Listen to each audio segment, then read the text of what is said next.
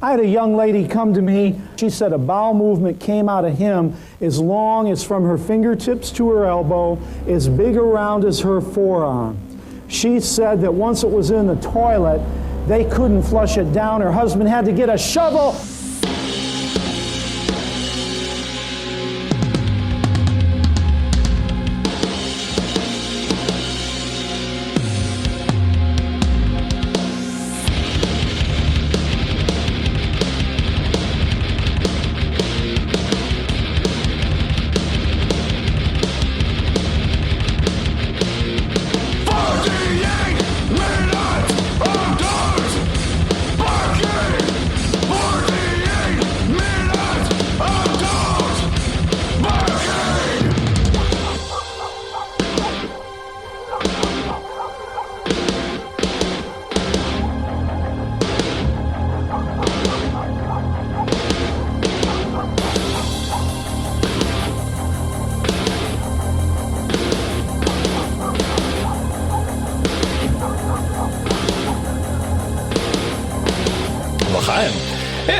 Dogs barking. I'm Jason. That's Brian. Hey.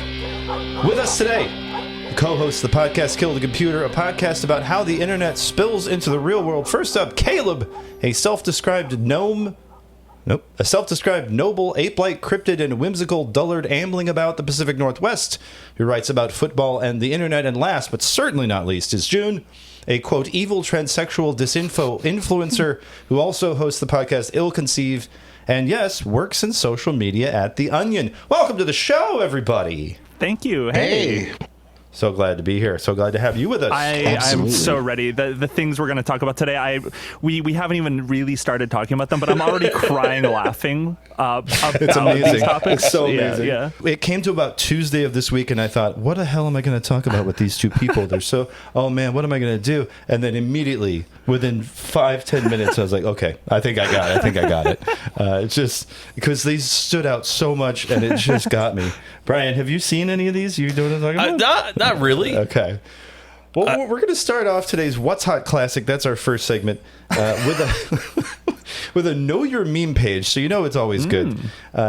From Know Your Meme, the headline, Playing Video Games is Classist / Watching Video Games Discourse, according to this article, started on Twitter, and it was the user at Corpse Girlash. Sure. Quote, you need to play the game to be a fan is classist propaganda. You know, this really feels like Blue Sky. Like, this feels like it was on the wrong website. It really does. And then at Sleepy Shay New, go ahead. It's the... Glad people are finally opening their eyes to how classist people are when it comes to others watching gameplay as a form of interacting with the game. No, not everyone's going to have the money for a PC console, never mind the game itself. So this is like, it's really weird because this feels like concern trolling, feels like woke 0.5. It also feels like it's being written by people that are really mad that they had a high school LAN party and there were people that showed up there that didn't have a computer. Oh, no. So, okay, hold on. I need to get this straight. The claim is, if you have a problem with people watching video games, you're classist. Watching instead of playing. Okay. So the idea is that because some people can't afford the game or they watch the full gameplay on YouTube, that somehow those people who have a problem with that are classist because, well, you have to buy and play the game to experience it. So you can't have an opinion on a game. Correct. I see. Okay. Yeah. See, this is one of those things that just reminds me that so many people live completely different lives than me. Like, this is what, like, waking up at the start of the day and being like, the thing I'm really mad about is a discourse on playing versus watching video games. I just don't comprehend like how people live within this like type of discourse. Maybe I'm just like too political minded, like too political brained in terms of like things that affect people day to day, like actual like policy and politics and like, the fascism of it all. But it's like, I don't know, man. Like, what are we doing here? What are we doing here?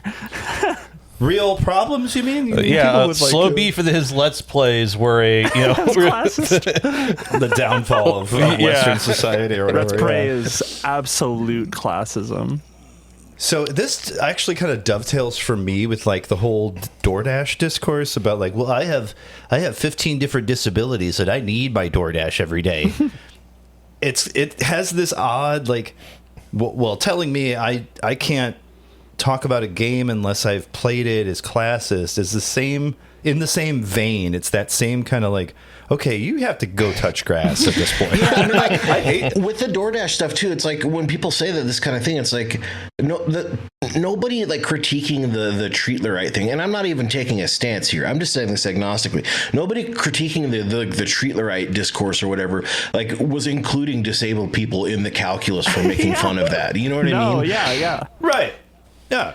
That's a different conversation, actually. Yeah. Totally. And right? I think ultimately my frustration with discourse around this too is it's ultimately meaningless because the only reason why it's like being talked about is ultimately what this is like people being worried about how other people feel about you doing something. Like it's really, it's just like... It's like the fear of looking cringe or something. Like well, how are you worried about how you exist in this world? Like it's just a video game. Like is this really like the way that you have to consume like video games and media is like being worried all the time about how other people view you for consuming that? That's crazy to me. Apparently true gamers, whatever. But my favorite response to the response was at Emil K010. Just watch a playthrough. Yeah, man. Very fucking classist. Some people can't afford a YouTube. Oh, God. And like, okay, you know what? I'm going to take this very seriously for a minute. Like the most serious I could. Honestly, Please. with the way that like RAM prices are going, video game consoles are being like the prices are skyrocketing. PS5 prices have gone June's through the defending moon. the discourse. I'm actually, you know what? I'm taking a stand. I'm defending the discourse. Do you guys see the fucking Steam console release prices? That was crazy. Expensive. Like $1,100 without a controller? Fuck you, man. That's crazy. Doesn't even come with Mario. So like, What the hell, dude? So like, actually, you know what? I thought about it a little bit more, and like, low key, they're kind of right. Most people, especially younger people that probably don't have jobs and probably have like student loan debt and probably just work at like, I don't know, Starbucks, which, make decent money, but not that much, especially with other bills you might have at that young of an age. Like you're not going to be able to afford a console. Like the prices for everything, especially due to, I'm going to pull this back to data centers, AI companies. These are the people that are making these prices for consoles to skyrocket. So you know what? I'm defending the discourse. I'm defending it. I'm on board. Here, but have you seen how the gamers are starting to get radicalized against AI now because of this? There's total. I don't remember their username, but I wouldn't say it anyway because they're like just a nasty, disgusting Nazi or whatever. But like they were talking about AI or whatever, and was like, this is all because of like open AI and Anthropic and yada yada. And he started the hashtag castrate Sam Altman. Okay, dude. Like the gamer gators are kind of like the gamer gators are your allies in this fight against AI data centers now. This is weird, strange times. Uncomfortable. It's one of those things where it's crazy that Democrats have not leaned into this as like a political party because it is the most universally agreed upon position that like people everywhere, not even just cities, not even just like the bluest districts in the country, like everywhere people hate this shit. Everywhere. It's like such a layup position to be like a little hardline against data centers. Trump take video game. Yeah, dude. Literally. Easy peasy. Yeah. I love that. Orange bastards making it so you can't jack off to Stellar Blade 2. Here's a gun. You know what you have to do. The proletariat shall rise. All because of video games. Yeah. See, okay, it took a second, but I agree. It's classist. If you do this, we know Bloodborne 2 is coming out. Oh shit, dude! Yeah, we could have like a Lenin-style taking over of like public spaces with discourse. Bloodborne 2. One sentence, and it's over. Yeah. Oh Lord. What is to be streamed?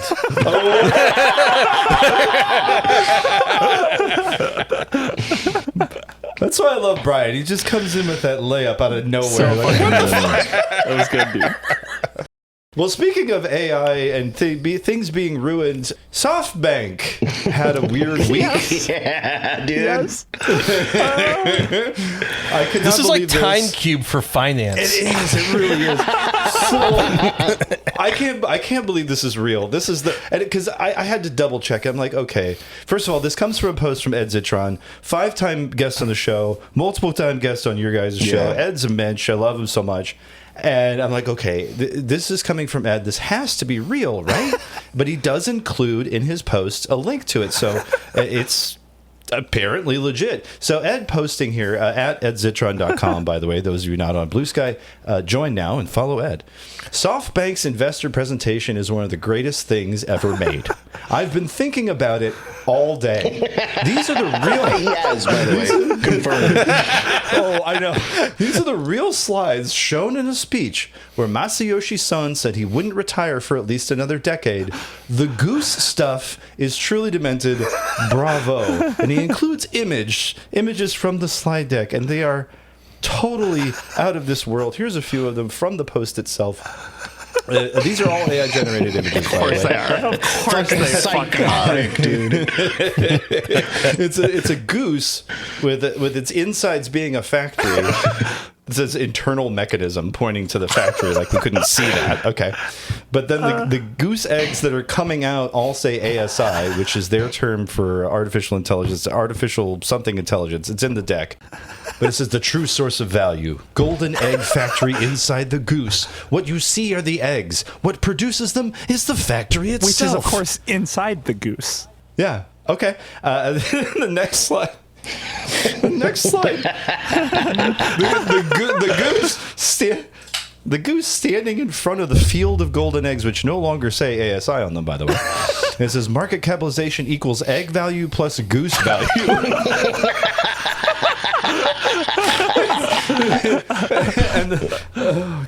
Slide 47, which comes earlier in the deck.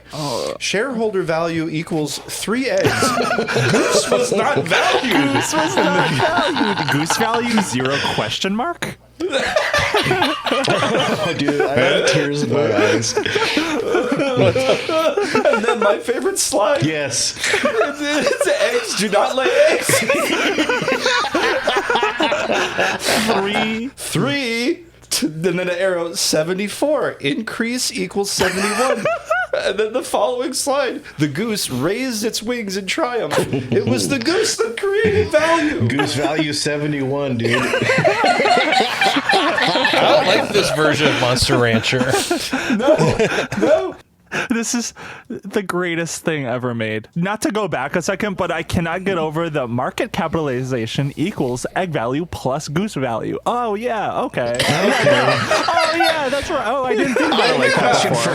for Masayoshi, and that is what typically happens to eggs?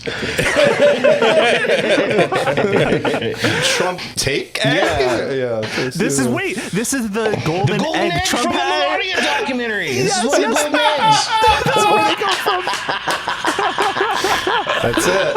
Oh, did you guys see the Melania documentary? There's it's the word. It's like a fucking fever dream. It's not even like bad funny. It's just terrible. But there is a scene that comes out of fucking nowhere where she's like she presents Trump with a golden egg, and it's the most surreal. Like I felt like I was in danger. Do you ever get that like sort of like primordial Serengeti prey feeling, like something bad is happening and I had like fight or flight?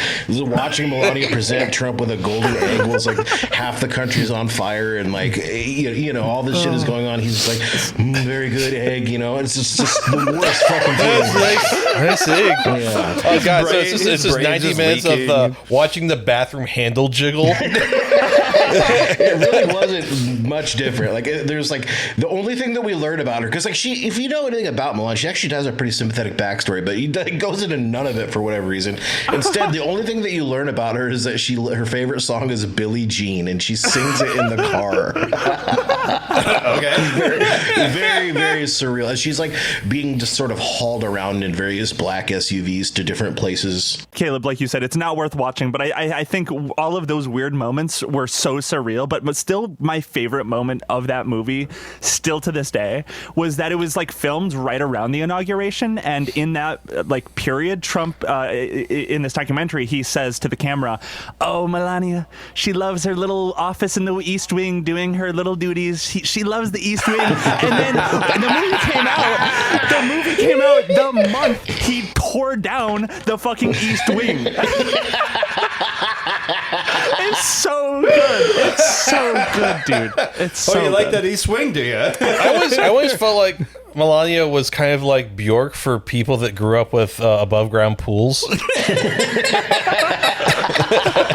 I can imagine her saying, like, sometimes I like to look at television. She does that. She's watching television at one point in the documentary. Now I need to find that Bjork bit where she says that and just dub them over. It's going to be great. Oh, Lord. She's Lordy, learning about the Lordy. golden goose, the golden eggs. Yeah. Oh, my God. It is the goose that creates value. Donald, have you heard about this goose? It was the goose that Do created not lay value. it. Yeah, this actually kind of presentation does feel spiritually like Eastern European to me. You know what I mean? Yeah. Especially if you get to like page 10 on the actual one, it just says in a very strange manner, "Bring brain computer to life," and then an image of a brain with the computer as the right hemisphere. And then it says 16 years ago. What is that for? And then the next slide is a little kid standing in front of like these little toy robots. It says coexistence with intelligent robots. And then also 16 years ago. What the hell are we talking about? None of this makes any sense, dude. I think this is like the most prime example, like, of I don't know who published this. I think it's an op-ed. I don't know if you guys saw the piece that came out a couple of months ago that was titled something like "Your CEO is suffering from AI psychosis." Is that like Taylor Lorenz, maybe? No, I don't think it was. I think it was Wired, but I cannot remember at this point. It was somewhere, but it's basically about how, because like these are AI generated, and that first image in particular, when it has the goose with ASI on it and the internal mechanism pointing at the factory inside the goose, it's like this just sort of looks like Tung Tung Tung Sahur, like AI generated TikTok videos. I don't know if you've seen those. Yes. Oh, where yeah. it's like, They're terrible. Yeah, they're the fucking worst. They make me question my like reality itself, and that like it sort of like reminds me of that in a way. And like I feel like this is just such a prime example of a CEO is like, we have to use AI. It's the fucking best. It's like there's so much like the golden egg is like AI or something, and he's like, this is, everyone loves this. Everyone loves looking at this fucking slop, at like this meaningless garbage.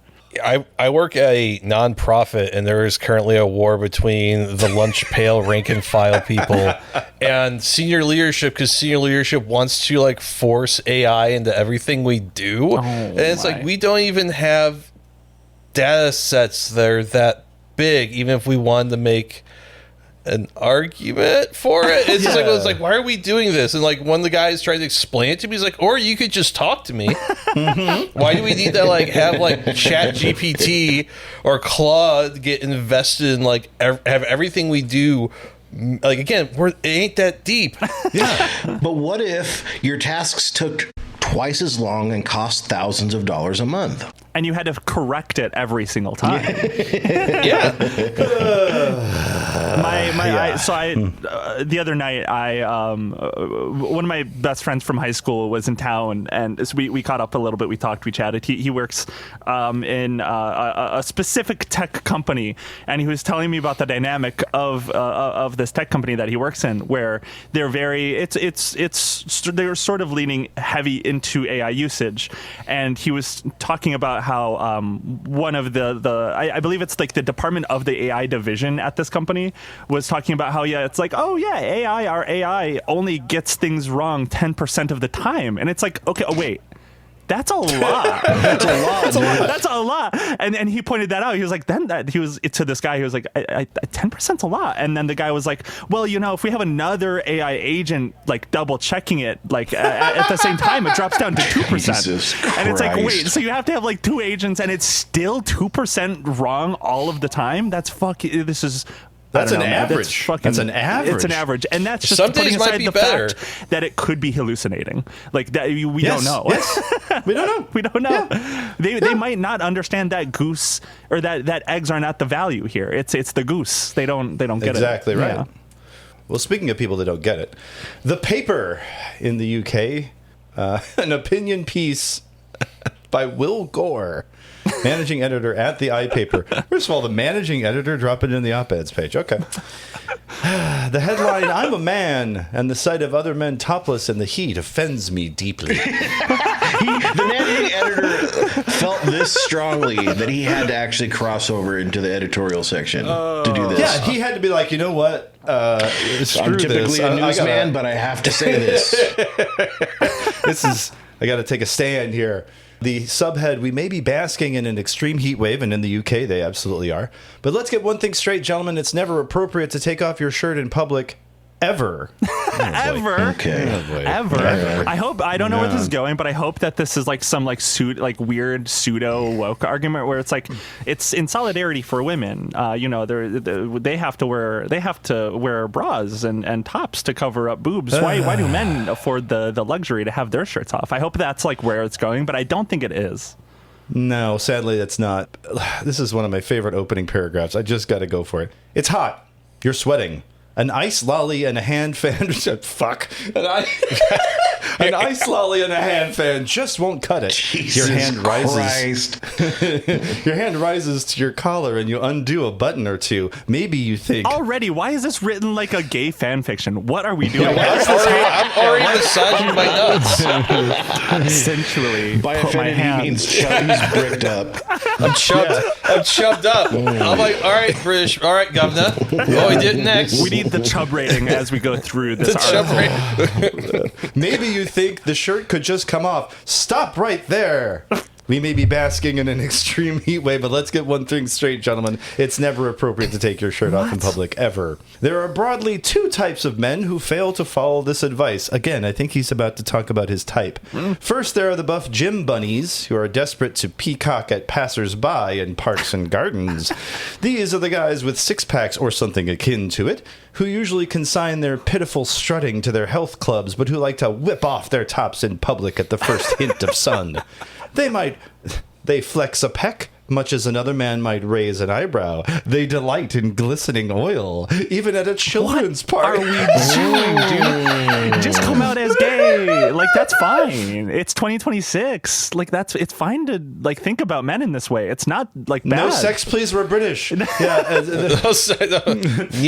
Even at a children's party, they'll be joining in with the football and waving their shirt around their head when they score a goal. Each, in modern parlance, thinks he's him. On the other hand, there is the man that should, on the face of it, have no obvious aesthetic claim to semi-nudity, and yet whose natural state appears to be just that. They are often rotund, as seen on football terraces, or droopy. Like the inside of a sausage, they are best encased, and yet refuse to believe it, whatever the weather. Okay, you fucking coward. So I wasn't gonna do this until he started making fun of me personally. Yeah, I was gonna say, yeah. But since he did, I googled it, and they're complaining about 95 degrees Fahrenheit right now. That's what the extreme heat wave. 95, dude. Come on. Yeah, it's like going to be. It's that every year, like in every part of the United States. 95 degrees is not the same everywhere. I'm going to give a little slight concession here because, Caleb, you live in the Pacific Northwest. My brother used to live in Portland, and I remember visiting him one time and realizing that like a 73-degree day in Portland is not the same as a 73-degree day here in St. Louis. Ooh. And like I could never dress comfortable the entire time I was there. I was like sweating. I was either sweating or freezing. So I understand like some of that might be relative to certain elements of the climate there, but also 95 degrees, like come on. Yeah, to be fair, also I don't think a lot of people in the UK have air conditioning. They've just That's a big one. Yeah, as far as I'm aware, they like genuinely don't know what that is. We are a little jar. I will say I lived in St. Louis for a year during a corn sweat dome, which I still don't quite understand what that is, but it was the worst week of my life. So, We had that like a year ago, the corn sweat dome. But oh geez. Yeah. Sounds like the worst day at the county fair, the corn sweat dome. Sorry. The butter cow is melting. This is wild though, to be like, it's hot. It's hotter than it's ever been, which to be fair, it's the hottest it's ever been in Europe. I think just in modern history, like recorded history. And this guy acknowledges that, and he's like, you know what people can't do? Find relief. People should suffer. So even if I was wrong for saying it's only 95, he's still more wrong than me. Yes. Absolutely. He's so wrong. It's like the one thing I have learned, I've never been to the UK, but I've studied. I'm a scholar of the oddities of this people, of this region. And the thing I know about them more than anything else is that they love following the rules. Whenever someone breaks a rule that's self-imposed or like general society rule, like they will target you. You will be punished for breaking a rule, and that rule can just be like playing a violin in public. Like I saw a video. I think about it all the time when I think of British people, because every single time I think about British people, it's them being punished for breaking a mild rule that's not that big of a deal. There was like the street performer a couple of years back, just playing like I think it was like the cello or violin or something like that in the street, or it was just some instrument. And some older woman comes up to her and she was like, "Do you have are you allowed to be doing this? Does the government know? Does the local government municipality know that you're doing this? Do they know you're here performing in public?" And it's like, Jesus Christ, you hit like 50 years old in the UK and you have to follow every rule. It's so fucking crazy. It continues on talking about skin cancer and yada yada yada, but I think the end here is probably my favorite part. So fellas, I know it's tempting to flash the flesh, but it's not good for you, and it's not good for anyone else. If you want attention, go and see your mum or a tailor. The rule is simple. Sun comes out, nips stay in. You'll thank me in the long run. Okay, that's kind of a banger line. It's just, what? Are you what? Nips in for the king. Dicks out for Harambe, nips in for the king. Fair. You know what? Fair. Okay, I'll give you that one, yes. Decorum above all else. That's right. Do British people, like, sorry I'm harping on British people, but they deserve it. But, like, do they genuinely have nothing else, like, going on? After colonialism, they just kind of fell off. Yeah. They're No like, okay, hits. we What do we do shoot now? They're like, okay, we just shot our foot off doing Brexit. Now we just have to, like, keep self-mutilating. Our last thing we want to leave you with, we always like to leave people with a little something to play around with while you listen to the rest of the episode. This here was a little discovery I found, just kind of dicking around, talking about Quake. We love Quake. But some mad genius over on GitHub released CSS Quake. Now, for those of you who didn't do web design in the late 90s, early 2000s, CSS is a cascading style sheet. It is a text file that tells your browser what to display. Well, this mad person who goes by the name of Augustin Lowpoly posted this. This is a port of id Software's Quake that renders the worlds as real HTML/CSS through PolyCSS without a WebGL or Canvas renderer. It processes original Quake data into browser-ready files, JSON files, image assets, and render bundles, then runs the game in TypeScript. So without downloading anything, you can go to cssquake.com and play the entirety of id Software's Quake, at least the first episode. I think you can get to the end of the shareware. That's crazy. It's fantastic. That's pretty fucking badass, dude. I really fuck with that. I love when there's cool things on the internet. There's not a lot of that these days. I know. You know what this reminds me of? I don't really know why. It's not really that similar, but do you guys remember, like, I think it was 2014 or like 2015 maybe, the button? Do you guys remember that, like, button, the Reddit thing? Do you know what I'm talking about? Off the top of my head, I can't think of what is it. It was like some sort of project. I think it was like the homepage for it was like a Reddit community. But basically, what this was every single person. Like I wish I knew how technology worked a bit better in this way. But basically, if you had a computer, you had one like ability, you had one use to click this button. This button is constantly counting down from 60 seconds, and if it gets to 0, it just ends. If someone anywhere in the world would click the button, it would reset to like 60 seconds again. And it was like sort of this weird community where people would sort of talk about the button and like talk about per like making sure the button could go on forever and that the button would never end. And then there was like a splinter community of people that wanted the button to die. Like they were like, we have to get it to 0. We have to see what happens when it gets to 0. And then like there was different colors. Whenever you would click the button, I think it was like 10-second increments, you would get a different color. So if you clicked above 50 seconds, you would get like blue. If it was 40 to 50, it was like green, and it would like go down. And I think like the bottom 10 was red. So there was like tiers of like risk factor that you would have. So there was like red button pressers, there was like green green button pressers. So there was like so much meta to this game. Wow. It just I'm probably not explaining it very well. The last time I thought about it was probably 2015. But just these like weird utilities, like community. I don't know if, sorry, what you were talking about, the Quake is super community driven, but this was like a crazy example of like sort of a community game, and it like spawned these different communities. It was so fun. That's amazing. Were you guys? None of you guys know about this? I was not on Reddit at the time, so I guess this is no. new to me. Yeah. This is like trying to get rid of all the nukes in Metal Gear Solid 5. Yeah. Oh. Yeah. Yeah, no, this shit was fun.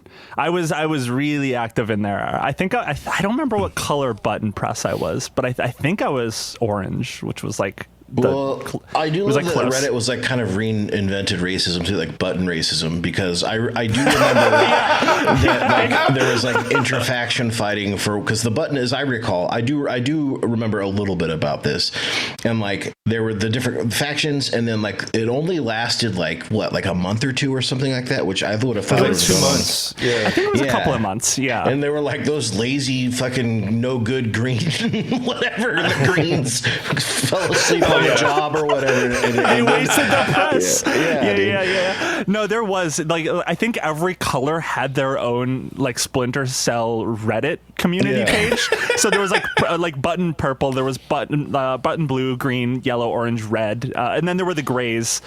Which were the people that didn't want to press the button. They wanted the button to end, but they were still like involved in the game. I don't know. Yeah, I think, so the Reddit community, I guess it's still here. It's called r/thebutton. If you want to look, it's locked now. So it's sort of just like a historical document at this point of like Reddit from 11 years ago with like weird button racism. It was a fascinating experiment that I had a lot of fun with. Damn. Yeah. No, check that out. If you're interested in like weird community online things. I wish we had more things like this. This was so fun. Well, here's a weird thing that we're not going to like. That's right. It's Crypto Scam of the Week time. Yay. You're listening to 48 Minutes of Dogs Barking, the podcast. And now it's time for the Crypto Scam of the Week. Yay. I love rug pulls. Oh, this is even better. This from the block. Notorious JaredFromSubway MEV bot drained for roughly $7.5 million in a counter MEV honeypot. So this requires a little inside baseball. Translate that for me. I have a lot of questions. So basically, an MEV bot is a bot that would look at chain data and would see that someone was perhaps going to make a big buy and front run it by using more gas to get ahead of it. So someone would think like, oh, I'm going to get 100 coins, and the MEV bot would see that coming down the blockchain, spend a shit ton of gas to front run it, so the MEV bot gets that buy, and then the person who was trying to get it ends up getting fucked. So they thought they were going to get 100 for whatever they were putting in, and they end up getting a fraction of that. I see. So it used to be, when I would do a lot more research for this stuff, I would look at the like Explorer for tokens, and Subway from Jared was always like a top 10 wallet for a lot of like weird scammy shit. So an attacker wound up getting in between JaredFromSubway.eth, which fucking A, by tricking its automated trading system into approving attacker-controlled contracts. Mess upon mess upon mess. So the bot is, as Brian said, a pretty high ranker, right? It's pretty well known, but I love that this article includes its name, a reference to disgraced Subway spokesman and convicted child sex trafficker Jared Fogle. Thank you for explaining that. Is a sly call out to its practice of sandwich attacks, in which an automated trading bot places trades on both sides of a transaction in order to artificially extract more value, which is called maximum extractable value, or MEV. So somebody messed with this bot and took its funds, basically was able to drain 7 million plus from a wallet tied to that bot. According to this, it says the drain was first flagged on Saturday by on-chain analyst Spectre, who pointed to a $7 million plus loss from a wallet tied to the bot. On-chain data showed the sweep ran at like 6:49 UTC and moved 1,474.58 wrapped Ether and 2.8 million USDC and 2 million USDT to an attacker address in a single transaction. Help, my wallet was drained by a bot. Help. Well, my bot's wallet was drained by someone. So. My bot was drained. My bot. Help. Drain my bot. Oh. Don't drain my bot. Oh, no. No, Jared, no. I raised you from a pup.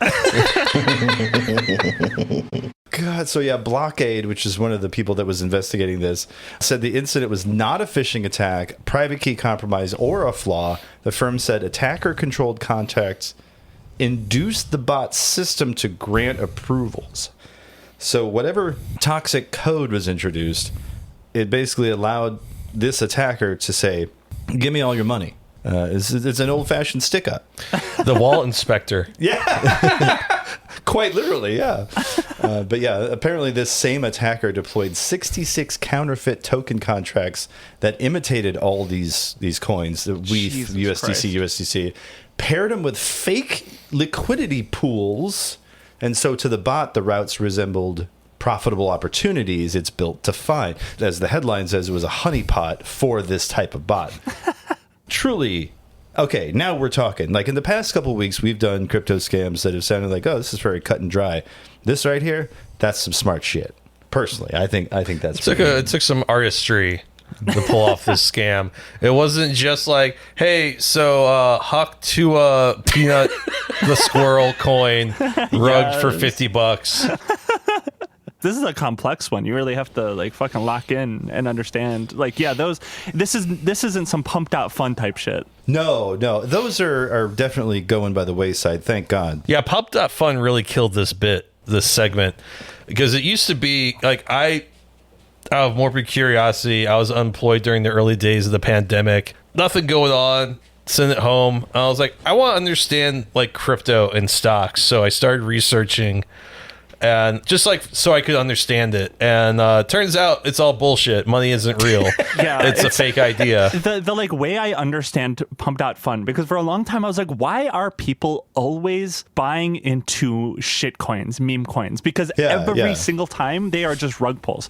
But then it hit me, and for some reason looking at Pumped Out Fun is what really like made it click for me. It is sort of just for everyone involved. It's just seeing it's a game of chicken with money. They're just seeing sort of like who can get out at the right time to steal other people's money before they steal your money. It is like this really weird, elaborate game of chicken with fake assets. It is like so weird, and that's like essentially what all of Pumped Out Fun is. Yeah. It just kind of took it down to its bare, cynical aspects, because at least, in 21, 22, crypto projects had like like a white paper, and there were ideas, and there was a website, a Telegram channel. They really tried in those days. People put effort in the stuff. Like there was like times where it was like, wow, I guess they kind of earned the money they scammed out of people by like effort at least. It was still a scam, but there was effort there. Yeah, there was just some artistry. There was some effort, and now it's just like it's the gamification. It's everything is fucking online betting. You know, whether or not Trump's going to say Kafifi again, kind of stuff.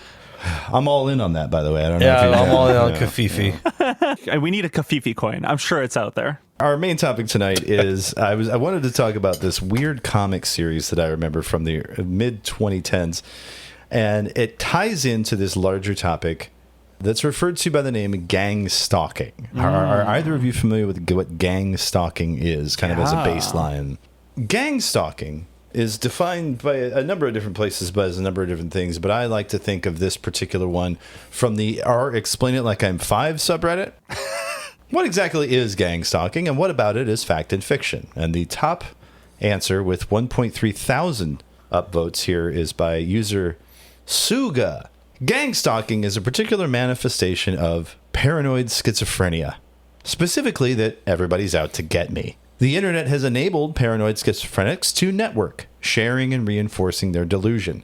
It's resulted in a fairly standardized presentation with shared terminology and perceived tactics. The targets of gangstalking believe they're the target of a vast conspiracy. So vast that literally every person they see or talk to is a member. This conspiracy expends vast amounts of time and money to, say, beam intrusive thoughts into their heads with top secret technology, frame them for crimes, break into their homes to tamper with things, and generally annoy them in extremely petty ways. For example, it's common to believe that multiple people will pass them, each saying one syllable of a slur. Hell yes. And then this person links to the comic that I really wanted to talk about overall tonight. But yeah, Targ the Target. Targ the Target was written by one of these people who believe they're being gang-stalked, a lady by the name of Eleanor White. Eleanor White, according to this PDF that she posted on her own website, the URL does have the /mill/mind control/raven, so we love that. But yeah, organized stalking, a target's view. According to Eleanor White, this writer, again herself, has been an activist working to expose the crime of organized stalking for over 2 decades and has been in contact with other targets of organized stalking since 1996. I am a retired engineer. This booklet relates my opinions and conclusions, and readers should be aware that others may hold different opinions. Now, this goes in excruciating detail about what organized stalking is and things like that, but this is kind of this person's brain dump of all these things. I sent the two of you a wonderful Vice documentary called The Nightmare World of Gang Stalkings, but there's an 18-minute one, and then there's the second one, Meet the Targeted Individual Community. This was about 10 years or so ago, Vice magazine, when they were still doing good video documentaries. Some would argue that they never did, but come on, bear with me. But I think they were great. I liked them a lot. Really interesting. So these people, most of them Americans, believe that they're being targeted, that they're being stalked by some ethereal, mysterious entity. There's a lot of common themes I think is really weird. If you've ever read any of these accounts, they talk a lot about how they'll be accused of pedophilia for seemingly no reason. That there's the use of directed energy weapons of their brains and all that stuff. Yeah, cyber stalking, hypnotic suggestion, mind control. There have been a number of Psychology Today articles about them, but the one that really gets me, and I think this is really illustrative, there is a subreddit called r/gangstalkingtruth, which is a group of people who believe that gang stalking is real. And this post here where it says recording of some of my harassments about a month ago, user miserable rough 4927. I believe I am a TI. TI is their term for a targeted individual. I've been harassed for many years. They harass me based on my sexuality and sometimes call me a pedo. Again, there's a lot of pedophilia stuff in here. It happens everywhere. Other cities, public transport, where I used to work, but particularly where I live. In this recording are two people outside my house saying gay, you're gay, and I'm gay to try and annoy me. And I've heard it often, and for so many years, it doesn't have an effect anymore. Yeah, like listening to Come Down. You're gay. You're gay. Everyone, everywhere I go, everyone's playing Stavbot. Yeah. Recordings of my own voice telling me that I'm gay. Yeah. Let's all play along here. It's the minute-long audio here of recording of some of my harassment. Tell me if you hear I'm gay, you're gay. Yes, my leader plays to mistake and I don't like. And you say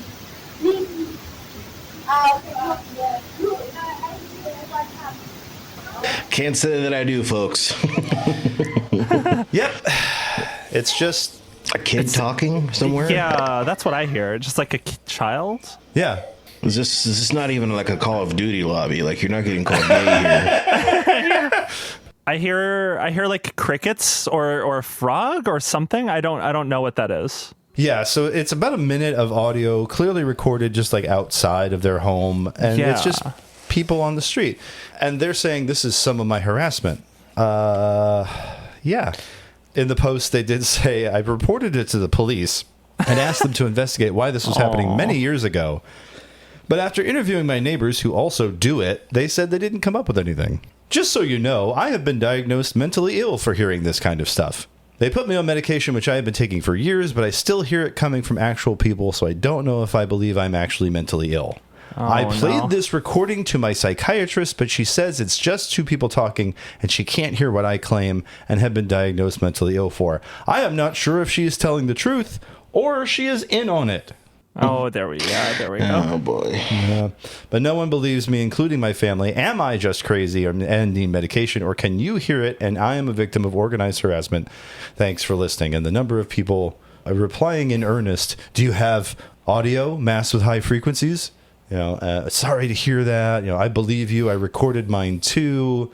So the internet has broken a lot of people's brains, and then also given a lot of people that have actual genuine mental problems an excuse to talk others out of getting help. Yeah, I'm looking at some of the replies here. There's like a couple that are, you might want to get some more feedback here. But yeah, there's like specifically to this one, I am saying like, I believe you. And it's like, oh, that's a shame. I'm going to be optimistic though about this community. I haven't looked too deep, but at least there is like communities for people to like anonymously, because I feel like talking about these like feelings that you're getting gang stalked is really difficult. But I feel like the benefit of like anonymous posting online to where like you won't feel judged by people in your real life, to be like, hey, this is happening. I think this is happening. Do you hear it? Is it just me, or is something actually happening here?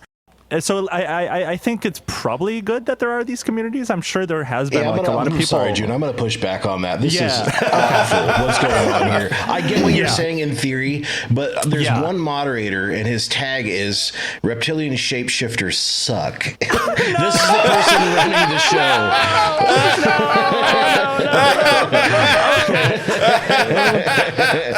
He's also a mod of Escaping Prison Planet and a bunch of other ones. So like, no. Okay, so this is where my optimism. Old June has done it again. Yeah, you're too pure. Like in a world where you're in charge, June, this would be a good thing. I think that you're thinking of you have the correct instinct. But you look at this, and then you look at some of the comments and who's in charge of other users' safety. It's fucking grim, dude. That is bad. Yeah, and you're 100% right.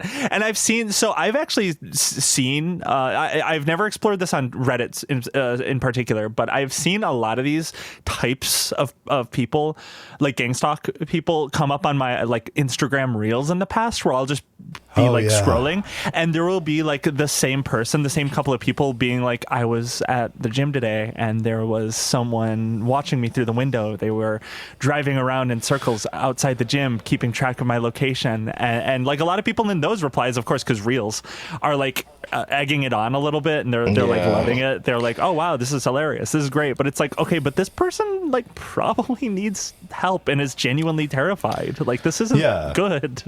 Knowing Instagram Reels, they're probably giving them detailed instructions on how to remove their teeth, you know? Exactly. Yeah. Like, your dog told me there's a radio in your tooth. Take it out. Yeah. So you didn't tell me which one, though. So, Folks, it happened again. I was wearing my Imagine Dragons hoodie walking past the middle school, and I was called a homo hog sucker. The Gangstalking will never stop. Yeah. My aunt is a dental assistant, and the very first time years ago that I had ever heard of like the concept of Gangstalking, like years ago now, was she ran into someone. She had a patient that was talking about like cameras being implanted in her teeth and stuff like that, and I was like, oh my god.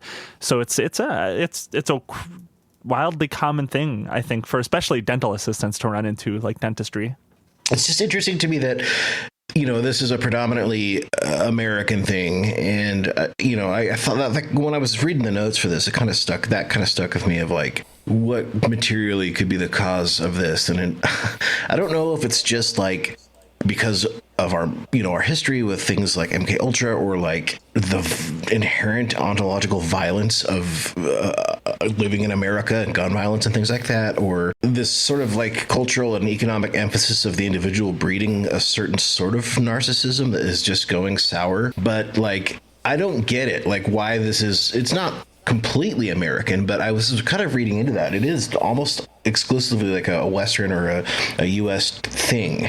There are some Australian and UK folks, like the Vice video I mentioned. There's some folks from the UK in there as well. But yeah, a majority of the folks that they talk to in some of these things are Americans. And I think part of it is the panopticon. Like, we've kind of surrendered to the surveillance state as Americans. But I think it's also like our government has done some bad things. As you mentioned, MK Ultra. Some of it's true, so maybe all of it's true. I was one of the first photographers to document Ferguson in 2014. Like, the year or two after that was like a constant thing that people were dealing with, was like people that were like activists, journalists, all that, was like social engineering, like targeted harassment. Like, it was really, like, for me, it was like I didn't want to go out for a while because like it just felt like every single time I checked Twitter, every single time I checked like any social media or whatever, like, you know, I'm out there getting tear gassed, and like the publication I'm writing for and I'm photographing for is like getting like tons of emails from like some like coordinated Tumblr harassment shit. They're like, so what's going on? I'm like, it's people that like think posting is praxis. Oh yeah, those people. Oh my god, yeah. It's not untrue, but it's not true in the way they think it is. I think it's really the problem. Yeah, I mean, especially like where we are today, it's like literally Palantir has everything about every person that has ever been on the internet ever. Flock cameras, and I mean, there's a lot of stuff. Reasons to be paranoid. They're trying to put GoPros in the goddamn toilets. Yeah, that's only Chuck Berry. That's only Chuck Berry. He's gone now. So they're not flock cameras, but you know the ones that are like, "Greetings, citizen. This parking lot is being recorded for your safety." That was like, we have those all over St. Louis now. Yeah. The thing that this particular gang-stalked individual, this targeted individual, this TI by the name of Eleanor did was she created, using bitstrips.com, which was an old website you could use to make your own web comics, was that she made a series of comics. First, from the perspective of someone who was a targeted individual, called him Targ, which is just... Targs. Oh. Yeah, it says, Targ is a story about a target of the growing crime called organized or group stalking. Group stalking is largely ignored by the justice systems and by public education. The writer hopes Targ will eventually have his day in court. And the comic is, 8 panels, and it's about this person being woken up in the middle of the night. They're saying that, pennies and cigarette butts were left for their out. And then one of the panels, he's at work. My work has been spoiled overnight. Sometimes even my chair is taken apart, which is the inciting incident in Tim Robinson's The Chair Company, by the way. Fantastic show. If you've not watched Fantastic show. it. We love it. I love so Tim. Good. Tim's I cannot my wait dog. for the second season. I'm hoping it gets one because I'm so excited. It has to. It literally has to. But then the last panel is them putting their hands to their face. Even my neighbors suddenly act as if I'm some kind of sex criminal.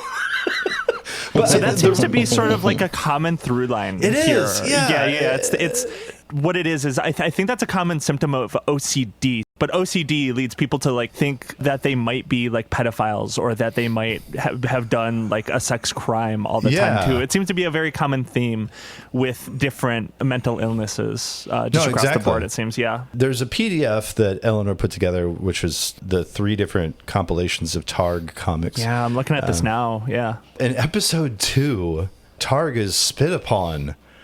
Spit? What's going on? I had someone call me pedophile the other day. And I think what gets to me about the Targ comics is because they're using bit strips and because they're using this kind of it's the facial expressions. You know what it looks like? It fucking looks like the like Snapchat Bitmoji character. It's I think it is. Okay. Snapchat bought this company. This used to be independent. So if you still don't know what we're talking about, if you've ever been yelled at by like a Gen X man who's like a staunch Democrat and who otherwise posts about drinking wine, like he has a Bitmoji. Their Facebook, like they went to the School of Hard Knocks. Yes. CEO of the streets. Yeah. These guys. Yeah. Going to episode 3, talking about waking up in the middle of the night, 2 a.m. to the second again, and 3 a.m. to the second, and 4 a.m. to the second, for months. And the doc finds absolutely nothing wrong. Nothing. And then it breaks into, Targ hasn't yet learned about LIDA technology. LIDA, a half-century-old medical radio transmitter, acted as a drugless sedative with a pulse rate increase that can silently keep you awake through walls. And then the last panel kills me. It's a really old, crappy photo of just Dr. Rossity and the LIDA machine. Like, what is this? So I first encountered Targ the Target through 4chan because they would post out of context panels or like collections of panels to like tell people they were being paranoid or something.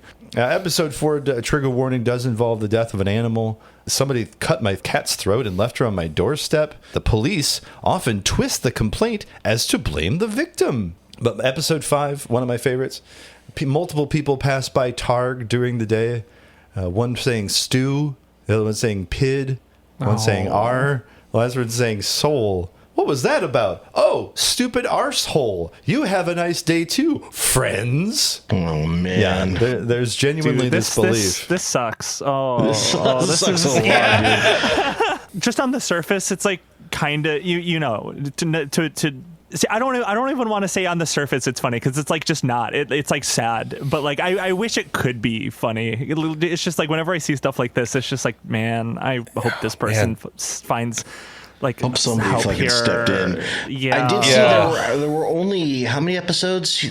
23. That's not that bad. Maybe they figured it out. Well, but then they wrote a comic from the perspective of the perpetrator. Oh Peter my God! I thought Peter Perp. I'm so stupid. I thought Peter Perp was a separate individual. So Peter Perp. Yeah, Peter Perp is they did a series of comics from the perspective of the perpetrator. The perpetrator being the person who gang stalks the other character. Yes. Oh, dude, that's so awesome. Oh, this is like that Only Revolutions book. Yes. It's like, Mark Danielewski wrote this, right? It's no House of Leaves. It's a weird follow-up to House of Leaves, but this is just a very elaborate lore-based story. Yeah. What's funny is that this person, again, Eleanor White, the perpetrator side is largely speculative. Okay. However, P.I. David Lawson's investigation of OS groups, organized stalking groups, and the observation of thousands of OS targets make the speculation here very well informed. So you and your buddies who believe they're being stalked are all agreeing that this is maybe accurate. I don't know, man. Holy shit. Yeah, there's 23 episodes of this one, too. Wow. Peter Perp, episode 1. Peter Perp, I think it's episode 20. It's called A Study in Contrasts. This one's pretty fun. Below is the image of a British bombardment of Fort McHenry, Maryland, September 13th to 14th. It's the painting. This is the original Star-Spangled Banner from Fort McHenry preserved. Okay. A gathering of some 1814 defenders of Fort McHenry. A number of them died from British airbust shells, actually holding the flagstaff into the air because no mast would stay up in the heavy shrapnel. Every time a man died holding up the staff, another would immediately take his place. Francis Scott Key in his original score for the Star-Spangled Banner. Now contrast all that with the crew below. And this is supposedly the crew that is doing the organized stalking. Oh, God. It is the most... It's all right. I do not want to subscribe to this newsletter. Yeah, not an ideal Do you know thing. what Eleanor is doing these days? Did she just like drop these comics and I'm way sort of ahead like of you, June. I'm yeah, you're looking ahead. I'm curious. Like I hope she's like okay. Have you found anything, Caleb? Like, this shouldn't be hard to figure out. She's made a series of various websites, and like unfortunately the Encyclopedia Dramatica is like the best resource to like find. Even then, like the most recent one, it seems to be dead. So we don't know as of the last, like, I'm trying to pin that down, 6 years or something like that. So I don't know. So she was doing this for a while. A long time, yes, unfortunately. Those of you who listened to the episode where we talked about the founding of Encyclopedia Dramatica know a lot of things that are on here are obviously satire and or jokes. The author of Targ is Eleanor White, a completely innocent, completely sane, and then that link leads to victim complex and lie, self-proclaimed victim of organized stalking, and that link goes to stalking, which, okay. Yeah. You know the, like, a Wikipedia thing where like people try and like pull up a random article and see how fast it takes them to get to Hitler or whatever. Like the Encyclopedia Dramatica version of that is Chris Chan. Yeah. Okay. What's our Chris Chan number? Let's see. Crazy. Oh, well, it's okay. No shit. All right. Self-importance or whatever, probably. I don't know. I bet you it's crazy, and then crazy goes to list of insane people, list of notable insane people. Chris Chan. Yep. So 3 clicks from Eleanor White. I got one for drawings, and then 2 almost immediately from drawings. I went to Chris Chan. So yeah. Okay. I think you know the thing I can't help but think about is just about how mental health institutions have just been completely demolished and defunded, and there's just like quite literally nothing for so many people in this country to turn to and trust in. A lot of these institutions is just like in the fucking gutter, and now we have the internet. Now all these people can just like post all of this different stuff to the internet, and just like we're sort of like in this constant death spiral in the United States where nothing gets funded. People's issues just keep getting worse. We don't have like universal health care to like help take care of these people, and it just fucking sucks that Ronald Reagan, it all goes back to, so you're talking about clicks to Chris Chan. I'm talking about policies to Ronald Reagan. How quick can we get to Ronald Reagan, and this is sort of a piece of that. I think is a speed like, if run. it wasn't literally, if it wasn't for Ronald Reagan, I don't think we would have the Targ comic. Genuinely, unironically, I completely believe that. I can sign off on that. Yeah. I'm I think a lot of terrible things, if it wasn't for Ronald Reagan, would not have happened. Yeah, Chris Chan, or I 9/11. forget, someone, I remember listening, gosh, maybe it was an episode of Kill the Computer where someone was like, we need to go back to Gerald Ford. Yeah, yeah, that was Marcos. Marcos is preparing his takedown of Gerald Ford as we speak. Actually, good. He's had too good for too long. Get his ass. Literally, like Marcos is kind of cooking though, because like the argument is like people thought he was like nice and funny on The Simpsons, so they just ignored all the heinous shit that he did. And it's like kind of true, dude. It's kind of true, yeah. I can't wait to see this. You start with not pardoning Nixon. That's a big one. Oh my God. No kidding. Yeah, he pardoned Nixon. Yeah, there's all kinds of stuff. Do you see that thing earlier today where JD Vance was like, dang, isn't it crazy that Watergate took down an entire presidency? These days, that would just get a 12-hour news cycle. It's like, wow, tell on yourself a little bit, JD. Literally, it's like, dude, You're okay. not wrong, but you are not the person to be saying this, dude. I was going to say, of all people. Yeah. Yeah, the guy who just like talked to his wife for a prepared conversation where it looked like two strangers on a bus stop trying to like make small talk. God damn, dude. God damn, that leg touch was... Oh, yeah. man. A little rough, yeah. JD Vance is just dog shit, dude. God, the it's worst. like if low tax were vice president. JD Vance is now eyeballing real estate in Lee's Summit, Missouri. He's leasing a GTR and He's selling he's mangosteen getting out of the fabric White samples House, yeah. sent in from across the country overnight. And the Gold Belly subscriptions just going nuts. Yeah. Let's go ahead and tell the people where to find us on the old internet. Since you are our guests, Caleb and Jude, tell us where to find yourselves on the old internet.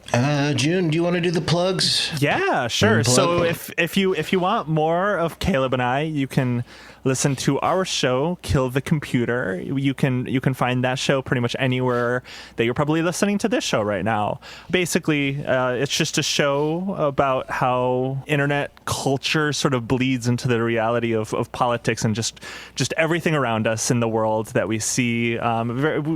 We talk about a lot of fun things. Our most recent episode, we talked about Algaegate. We talked about... Well, we're going to do the Wall Street Journal talking about those fake poly market videos of people winning money that they found out about. It's so goddamn, and so fucking psychotic. Just stuff like that, Killthecomputer.com, an amazing website. Just on its own, just for the amount of stuff you can do there, so it's pretty cool. It is. We got blessed to befriend our friend B. She's our kind of community manager and built the website. She's wonderful and whipped that up for us. Cannot thank her enough for that. Yeah, she is unbelievable. Complete. Just the complete homie. I think she's probably for hire. So people out there, if you need a website that's like cool, like I think she's doing one, or I don't know if this is public knowledge yet, so whatever. But I think the MOYP either has or is working on soliciting her to build him a website that looks like the Something Awful forums, which is kind of funny because it's Something Awful podcast, whatever. So yes, it is. Yes, That's awesome. LYP, yes. Awesome. You can listen to my other show, Ill Conceived. It's a podcast about analyzing right-wing narratives about natalism. If that sounds interesting to you, that's a pretty fun show. I do that with Josh Borman of The Worst of All Possible Worlds. And Blue Sky accounts. I know you guys are on Blue Sky. Yeah, just birdrespector.bsky.social. I do have really quick, sorry to continuously plug.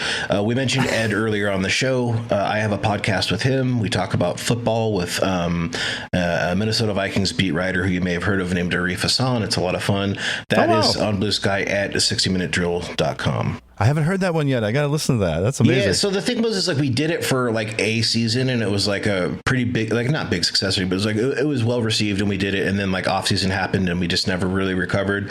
We're trying to like make it like a full thing. But the thing is we all have other shows, other jobs, blah, blah, blah. So we're bringing it back under the umbrella of a large publication that is going to kind of syndicate it for us next season. So it's going to be a lot of fun and I'm excited about that. Awesome. I didn't realize. So is that like confirmed? I know the last time we talked about it was sort of like it was weird. Yeah. Yeah. I guess I don't know. Ed is confident. So yeah, is all I can say. When is he not? Ed's deal. Yeah. Right. Get his ass. Yeah. We're still working out the details basically. Yeah, but Ed, like, what an amazing guy. How confident he is. What incredible talent. Yeah. Yeah, fuck him. Bastard. He's single-handedly responsible for the announcement. I don't know if you guys saw this. OpenAI is delaying their IPO for a year because of what Ed did. I saw that. It's so fucking funny, dude. Fuck him. Fuck him. Ed, you bastard, you ruined Sam Altman's dreams. He was just a boy. He was just a little boy from St. Louis, and you ruined his dreams. Is Sammy from fucking St. Louis? I didn't know. Him and Jack Dorsey. Yeah. Oh, yeah. It's so weird. Jack Dorsey was a St. Louis guy because do you guys know Johnny, Culture Dumpster Johnny? Not I don't know. I don't think so. He lives in St. Louis and used to work for whatever one of Jack Dorsey's awful companies. So Square, probably. I bet. Yeah. Square. Like when the Post-Dispatch moved out of that big, beautiful building, which is not a Trump reference. It is a beautiful. It is actually a nice building. Actually, on I guess he bought it or rented it. I think they rented it. Yeah.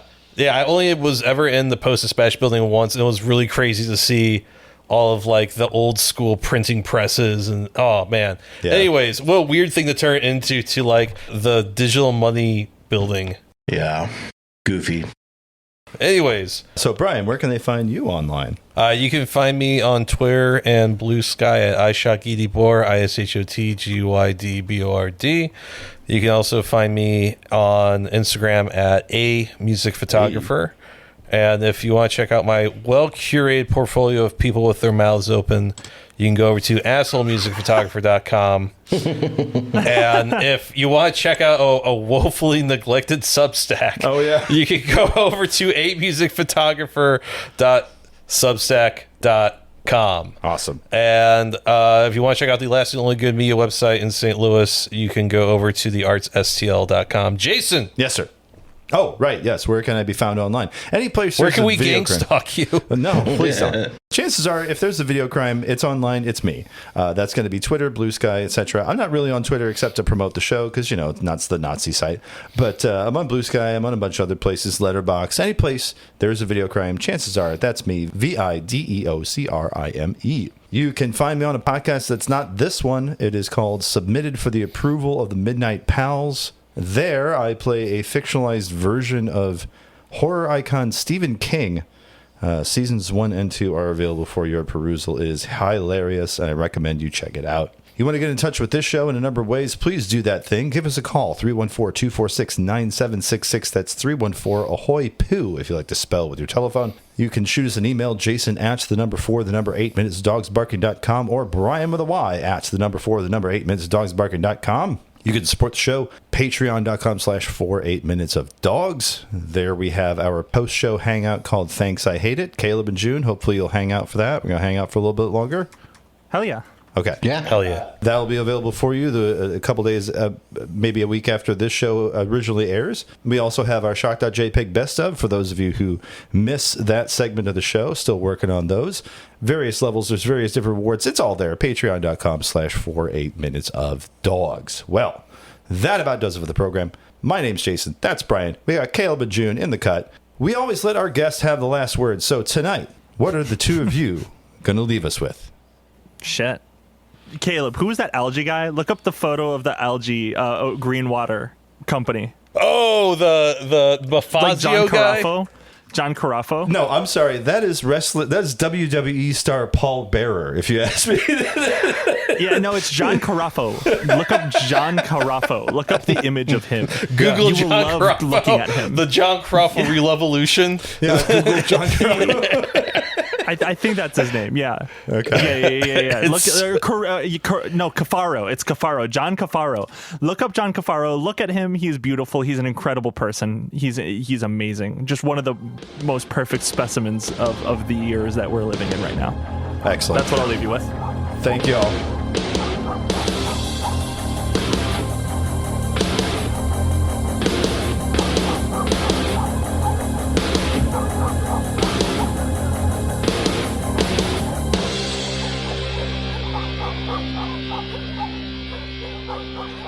you.